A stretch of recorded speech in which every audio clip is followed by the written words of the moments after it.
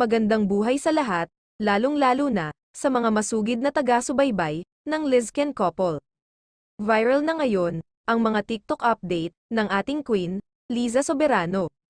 Ito lang naman ang mga nakakaakit sa ating paningin na update post ng dalaga.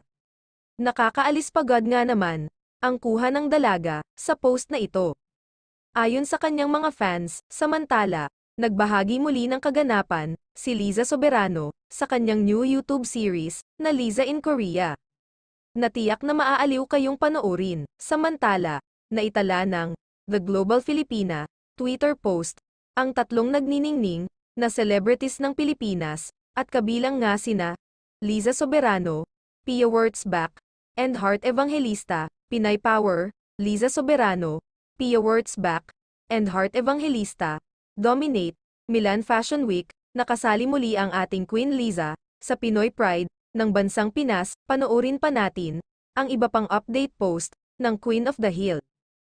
Do you wanna know?